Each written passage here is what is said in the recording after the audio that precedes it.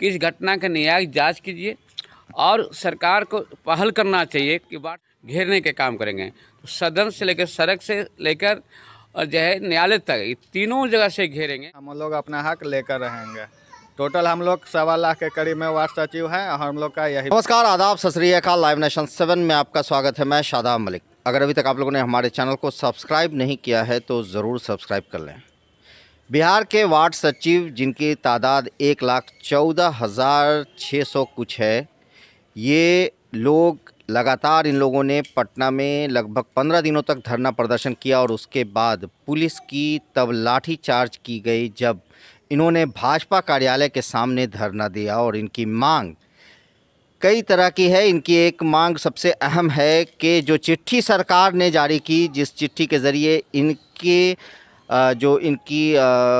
इनका चयन हुआ था उससे खारिज किया गया, उस चिट्ठी को वापस लेने की इनकी मांग थी। साथ ही साथ अस्थायीकरण करने की भी इनकी मांग है और कई तरह की बातें हैं। और जब लाठीचार्ज हुआ उसके बाद क्या कुछ हुआ और क्या कुछ करने वाले हैं वार्ड सचिव, ये सारी बात हम करेंगे। हमारे साथ कुछ वार्ड सचिव मौजूद हैं और कुछ लोग हैं जो ऑल इंडिया ट्रेड यूनियन के हैं, हम उनसे बात करेंगे। क्या नाम है आपका? बिहार एट्टा के सचिव कौशल कुमार वर्मा।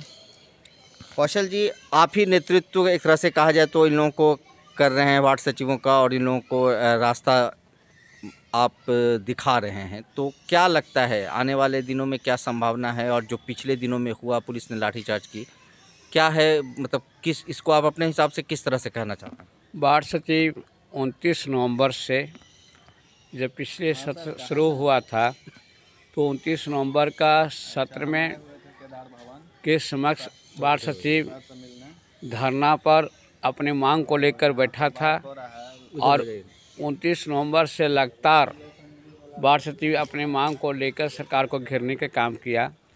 29 नवंबर के बाद इस विधानसभा के अंदर वामपंथी आरजेडी कांग्रेस के लोग द्वारा मांग उठाया गया और मुख्यमंत्री वक्तव्य दिए थे कि वार्ड सचिव को तत्काल नहीं हटाया जाएगा।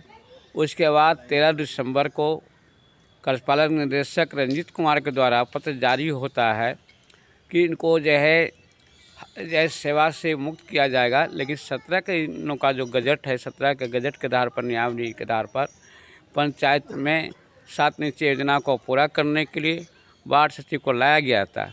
सबसे आश्चर्य है कि इस देश में, भीमराव अम्बेडकर देश में, जो वार्ड सचिव पिछली बार जो रखा गया था जिसका मानदेय नहीं था और 17 के गजट में कहीं भी चर्चा नहीं है हटाने की बात, उसको सेवा विस्तार करने के लिए, उसकी सेवा को देखते हुए विचार करने के बाद उसको आगे बढ़ाने का था।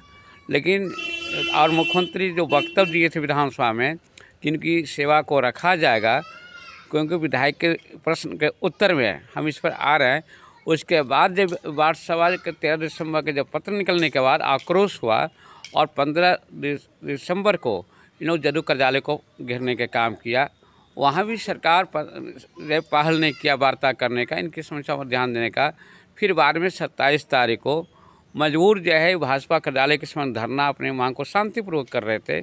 वहाँ भी सरकार के द्वारा, प्रशासन के द्वारा अगर पहल होता तो ये बातचीत करके रास्ता निकाला जा सकता था और 13 के पत्र को खर्च होता तो। और जिस तरह से 27 को पुलिसिया के द्वारा जो लाठीचार्ज हुआ, उस दिन याद आ जाता है जैसे जालियांवाला कांड में जो अंग्रेज जनरल डायर के द्वारा गोली चलाया गया बिना कारण। ये तो देश लोकतांत्रिक देश है, चुनाव किया हुआ सरकार है और इसी सरकार में बिना कारण के लाठी जो बरसाई गई, महिला पर जो लाठी बरसाई गई, महिला के एक मंगलसूत्र जैसा 8,000 रुपया का खदेड़ के पीटा जा रहा था। लग रहा था कि अपनी सरकार नहीं है, कोई बाहरी सरकार है, तलमान की तरह यहाँ बना दिया। उसके बाद क्या हुआ? उसके बाद आप लोगों ने क्या किया? उसके बाद 28 दिसंबर को सरकार के खिलाफ हम पंचायती राज मंत्री को हमने यहाँ से सैकड़ों संख्या में जुलूस निकाले सरकार के खिलाफ और डकमंगला के जाकर पंचायती राज मंत्री अशोक सम्राट का पुतला फूका और सरकार से मांग किए कि इस घटना का न्यायिक जांच कीजिए और सरकार को पहल करना चाहिए कि वार्ड सचिव के शिष्टमंडल से वार्ता करें और 13 के पत्र को खारिज कर जिसकी सेवा को 1,14,691 है और 7 निश्चय योजना में मुख्यमंत्री की वजह से काम नहीं हुआ था। वार्ड सचिव ईमानदारी से काम किया, कड़ी मेहनत करके काम किया, इनका हक बनता था। वो तो बातें हम समझ रहे हैं, मगर मेरा कहना है कि अब आगे की क्या रणनीति है? आगे हमारा विचार है 16 जनवरी को एक बैठक बुलाया गया है इसी केदार भवन में, 12 बजे से बैठक होगी। आगे हम सरकार को डिमांड को भी पुनः दे रहे हैं, पहले भी दे चुके हैं मुख्यमंत्री, पंचायती राज मंत्री, प्रधान सचिव, कार्यपालन निदेशक को। पुनः हम जो है खरमास के बाद हम आंदोलन के मूड में हैं और 16 जनवरी की बैठक करके हम सरकार को डिमांड देंगे।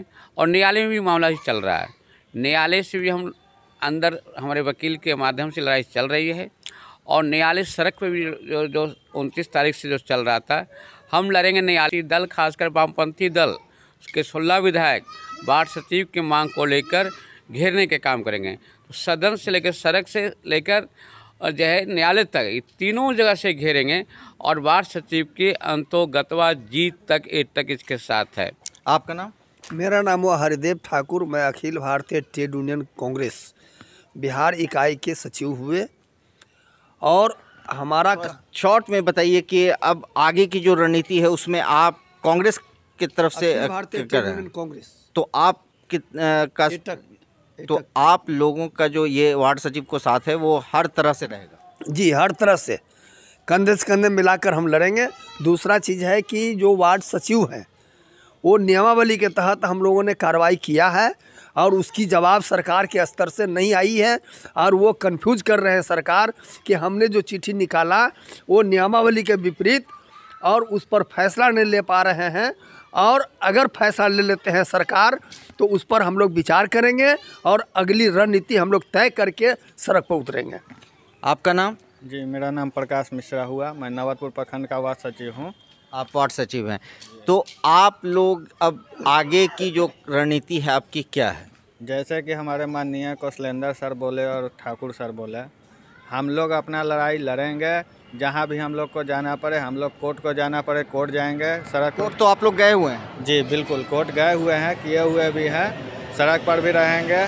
और जैसे ये लोग मार्गदर्शन करेंगे हम लोग इनके मार्गदर्शन पर चलेंगे और सरकार से अपना हक लेकर रहेंगे।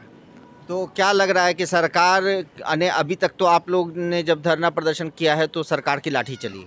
जी बिल्कुल, वो उनका काम है, वो जो करना है करे, लेकिन हम लोग का जो हक है वो उनको देना पड़ेगा और हम लोग अपना हक लेकर रहेंगे। टोटल हम लोग 1.25 लाख के करीब में वार्ड सचिव हैं और हम लोग का यही विचार है। तो 1,14,691 वार्ड सचिव हैं और इनका कहना है कि जैसे भी होगा सरकार से ये अपना हक लेकर रहेंगे, चाहे सड़क पर उतरना हो, चाहे सदन में आवाज़ उठानी हो या फिर उच्च न्यायालय से न्याय मांगना हो। हर हाल में इनकी आवाज़ यही है कि ये सरकार से अपनी मांग करेंगे और सरकार से अपना हक लेकर रहेंगे। बहरहाल आप बने रहें हमारे साथ, देखते रहे हमारा वीडियो। अगर आपको हमारा वीडियो पसंद आता है तो हमारे चैनल को ज़रूर सब्सक्राइब करें। फेसबुक के जरिए देख रहे तो पेज लाइक करें, साथ ही ट्विटर हैंडल पर हमें फॉलो ज़रूर करें। धन्यवाद।